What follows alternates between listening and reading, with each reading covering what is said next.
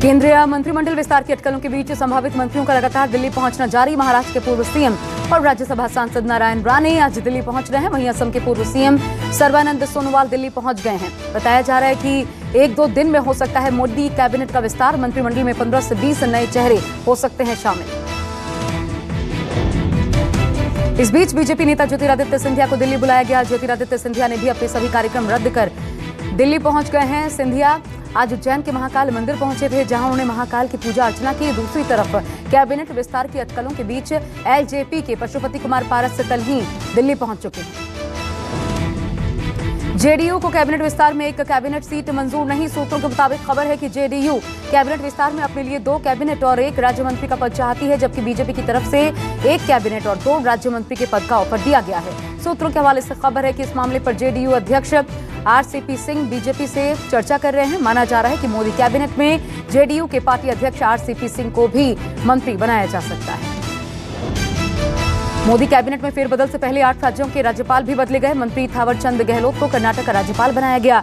उधर बंडारू दत्तात्रेय को हरियाणा, मंगूभाई छगन भाई पटेल को मध्य प्रदेश, रमेश बैस को झारखंड का गवर्नर नियुक्त किया गया। राष्ट्रपति रामनाथ कोविंद ने नए राज्यपालों की नियुक्ति की। महाराष्ट्र में विधायकों के निलंबन पर आर पार के मूड में बीजेपी विधायकों ने विधानसभा के बाहर दिया धरना। विधायकों के निलंबन के विरोध में आज बीजेपी के विधायकों ने सदन के बाहर अपना समानांतर विधानसभा सत्र शुरू किया। बीजेपी विधायक हाथ में पोस्टर लिए सदन के बाहर बैठे नजर आए।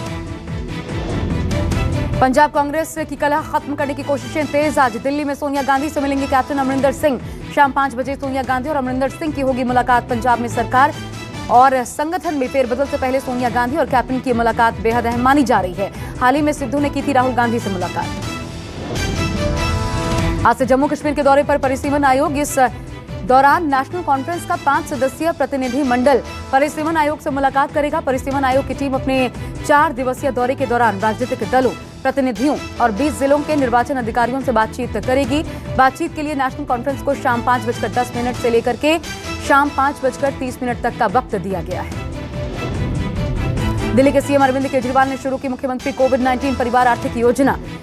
कोरोना से प्रभावित परिवारों को आर्थिक मदद का ऐलान किया। कोरोना से मौत पर परिवार को एकमुश्त 50,000 की मदद और 2,500 रुपए हर महीने परिवार को आजीवन देगी केजरीवाल सरकार। पश्चिम बंगाल में ममता बनर्जी ने खेला विधान परिषद का दांव। ममता विधानसभा में राज्य में विधान परिषद बनाने का प्रस्ताव पेश करेंगी। बता दें कि ममता ने बंगाल विधानसभा चुनाव के दौरान विधान परिषद का गठन करने का वादा किया था। बंगाल में 2 जुलाई से विधानसभा का सत्र चल रहा है। बीजेपी को सत्ता से बाहर करने की चुनौती के बाद सियासत तेज हो गई है। इसी बीच एआईएमआईएम सांसद अतुद्दीन ओवैसी पर बीजेपी सांसद रवि किशन ने जोरदार हमला बोला। रवि किशन ने ओवैसी को खुला चैलेंज देते हुए कहा कि योगी के आगे टिक भी नहीं पाओगे, पैदल ही जाना होगा हैदराबाद।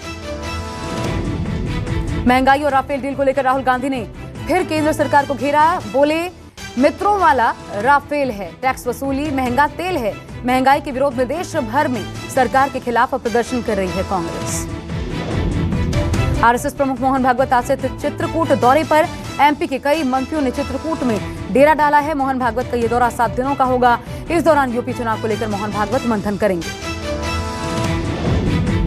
जम्मू में ड्रोन हमले को लेकर आज गृह मंत्रालय की अहम बैठक। यह हाई लेवल बैठक अब से थोड़ी ही देर में शुरू होने वाली है, जिसमें आईबी, रॉ और मंत्रालय के बड़े अधिकारी शामिल होंगे। वहीं जम्मू कश्मीर पुलिस के डीजीपी दिलबाग सिंह भी बैठक में हिस्सा लेंगे। यह मीटिंग गृह सचिव की अध्यक्षता में होगी, जिसमें जम्मू एयरफोर्स स्टेशन पर हुए ड्रोन हमले समेत कई अहम मुद्दों पर चर्चा होगी। पंजाब की राजधानी चंडीगढ़ में आज अस्थायी शिक्षक प्रदर्शन कर रहे हैं। पूरे राज्य से आए शिक्षकों ने मुख्यमंत्री कैप्टन अमरिंदर सिंह के खिलाफ जमकर नारेबाजी की। इस दौरान पूरे राज्य भर से आए शिक्षकों ने सरकार को घेरा और नारेबाजी की। प्रदर्शनकारियों को खदेड़ने के लिए पुलिस ने पानी की बौछार भी की। सीबीएसई ने 10वीं और 12वीं की बोर्ड परीक्षाओं को लेकर बड़ा फैसला लिया। सीबीएसई ने नई गाइडलाइंस जारी की हैं, जिसके तहत सीबीएसई ने एकेडमिक सेशन को 2 हिस्सों में बांटा है। नवंबर दिसंबर में पहले, मार्च अप्रैल में दूसरे टर्म के एग्जाम होंगे। हर टर्म में 50% सिलेबस को कवर किया जाएगा। पहले और दूसरे टर्म में जो नंबर हासिल होंगे उसके आधार पर फाइनल मार्कशीट तैयार की जाएगी। देश में डेल्टा वेरिएंट के केस सामने आने के बाद यूपी सरकार एक्टिव हो गई है, जिसको लेकर अलर्ट भी जारी किया गया है। ऐसे में सीएम योगी आदित्यनाथ ने प्रदेश में जीनोम सीक्वेंसिंग के जरिए इसको तेज करने के निर्देश दिए हैं। केजीएमयू और बीएचयू में जीनोम सीक्वेंसिंग का काम चल रहा है। राज्य के दूसरे संस्थानों में भी जल्द जीनोम सीक्वेंसिंग शुरू की जाएगी। देश में तेजी से कम होता जा रहा है कोरोना का कहर। 111 दिनों बाद कोरोना के सबसे कम केस देखने को मिले। 24 घंटे में कोरोना के 34,703 नए मरीजों की पुष्टि। एक दिन में 553 मरीजों की मौत। देश में लगातार कम हो रहे हैं सक्रिय मरीज। सक्रिय मरीजों का आंकड़ा 4,85,000 से कम हुआ। 24 घंटे में 51,000 से ज्यादा लोग कोरोना से ठीक होकर घर लौटे। कोरोना के नए मामलों से ज्यादा रिकवरी हुई है। रिकवरी रेट 97% के पार तो मृत्यु दर घटकर 1% के करीब पहुंचा। दिल्ली में कोरोना नियमों की अनदेखी के चलते कई बाजार फिर से बंद। कोरोना गाइडलाइन के उल्लंघन को लेकर आज लाजपत नगर मार्केट बंद की गई। दिल्ली के कई बाजार पहले से ही बंद किए जा चुके हैं। यूके में नागरिकों को जल्द मिल सकता है मास्क से छुटकारा। वैक्सीनेशन के अच्छे रिजल्ट मिलने पर यूके के प्रधानमंत्री बोरिस जॉनसन ने मास्क और सोशल डिस्टेंसिंग को हटाने का ऐलान कर दिया है। इजराइल में फाइजर वैक्सीन के असर में कमी ने चिंता बढ़ा दी है। मास्क और सोशल डिस्टेंसिंग नियमों में दी गई है ढील। वैक्सीन की कमी ऐसे समय में देखी जा रही है जब इजराइल में डेल्टा वेरिएंट का संक्रमण तेजी से बढ़ रहा है। पंजाब में बिजली कटौती से परेशान किसानों ने प्रदर्शन किया। पटियाला में किसानों ने बिजली दफ्तर के बाहर जमकर नारेबाजी की। दरअसल कई दिनों से बिजली संकट जारी है, जिसकी वजह से किसान गुस्से में हैं। प्रदर्शन के बीच बिजली विभाग के चेयरमैन ने किसान नेताओं को 8 घंटे बिजली सप्लाई देने का भरोसा किया। इसके बाद किसानों ने अपना धरना खत्म किया। जम्मू कश्मीर के बारामूला में सेना के जवानों की अनोखी पहल। जवानों ने बच्चों के लिए समर कैंप का आयोजन किया। समर कैंप में बच्चों के लिए ड्राइंग प्रतियोगिता और सांस्कृतिक कार्यक्रम आयोजित किए गए। इस दौरान बच्चे काफी खुश नजर आए। पुरी के अलावा ओडिशा के दूसरे शहरों में नहीं निकाली जाएगी जगन्नाथ यात्रा। सुप्रीम कोर्ट ने दूसरे स्थानों पर भी रथ यात्रा निकालने की मांग वाली याचिका को खारिज कर दिया है। ओडिशा सरकार के आदेश में हस्तक्षेप करने से इनकार कर दिया। सीजेआई ने कहा, लोग अपने घर से भगवान से प्रार्थना कर सकते हैं। बिहार के पूर्वी चंपारण में भारी बारिश से बाढ़ के हालात। जनजीवन अस्त व्यस्त हो गया है। सुगौली के रेलवे ट्रैक पर पानी घुस आया है। रेल रुकने से लोगों की परेशानी बढ़ गई है। बगहा में भी बाढ़ के हालात हैं। पानी में कई इलाके डूब गए हैं। भारी बारिश ने लोगों की मुसीबतें बढ़ा दी हैं। लोगों ने सरकार से मदद की मांग की है। उत्तराखंड में भारी बारिश की चेतावनी जारी की गई है। मौसम विभाग ने देहरादून, नैनीताल समेत कई शहरों के लिए ऑरेंज अलर्ट जारी किया है। उधर हिमाचल प्रदेश में 11 जुलाई तक मौसम खराब रहने की संभावना है। शिमला समेत कई पहाड़ी इलाकों में बारिश हो सकती है। गाजियाबाद में एक शख्स पर पिस्तौल तानने वाला दबंग गिरफ्तार हो गया। पुलिस का डंडा चला तो इस दबंग की सारी दबंगई हवा हो गई। सोशल मीडिया पर पिस्तौल तानने का वीडियो वायरल होने के बाद तत्काल इस दबंग की गिरफ्तारी के आदेश दिए गए थे। नागपुर में सामने आया लव जिहाद का मामला। नाबालिग का अपहरण कर सोशल मीडिया पर पोस्ट किया वीडियो में नाबालिग को जमकर पीटते दिखे युवक। वीडियो वायरल होने पर लोगों ने पुलिस को ट्रैक करना शुरू किया। पुलिस ने कार्रवाई करते हुए पॉक्सो एक्ट के तहत 2 लोगों को गिरफ्तार किया है। मध्य प्रदेश के ग्वालियर में महज 120 रुपए के लिए भांजे ने मामा की चाकू मारकर हत्या कर दी। मामला ग्वालियर के पुरानी छावनी थाना क्षेत्र का है। परिजनों की शिकायत पर पुलिस ने आरोपी के खिलाफ हत्या का केस दर्ज कर लिया है और आरोपी की तलाश शुरू कर दी है। ग्रेटर नोएडा के एनटीपीसी परिसर से सनसनीखेज वारदात सामने आई। सीआईएसएफ के सब इंस्पेक्टर ने पत्नी की हत्या करने के बाद खुद को भी मौत के घाट उतार लिया। मौके पर पहुंची पुलिस ने शवों को कब्जे में लेकर पोस्टमार्टम के लिए भिजवाया।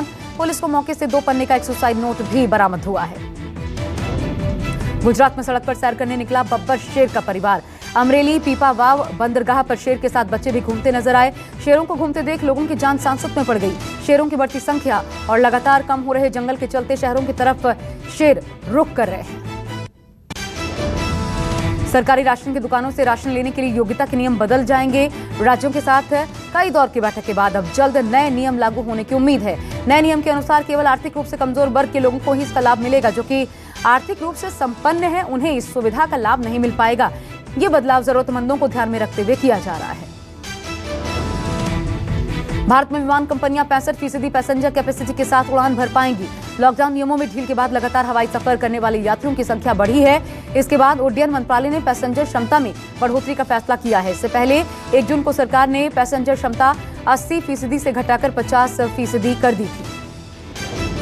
लॉन्चिंग के कुछ ही घंटों में 1 करोड़ से ज्यादा लोगों ने बैटल ग्राउंड्स मोबाइल इंडिया को डाउनलोड किया। इस मौके पर कंपनी गेम प्लेयर्स को फ्री गेमिंग आउटफिट ऑफर कर रही है। रणवीर सिंह के बर्थडे पर करण जौहर का स्पेशल गिफ्ट। करण ने सोशल मीडिया पर रणवीर के साथ फिल्म बनाने का ऐलान किया। करण ने वीडियो शेयर कर लिखा, रॉकी और रानी की प्रेम कहानी प्रेजेंट कर रहे हैं। फिल्म में रणवीर के साथ आलिया भी नजर आएंगी। फिल्म 2022 में रिलीज होगी।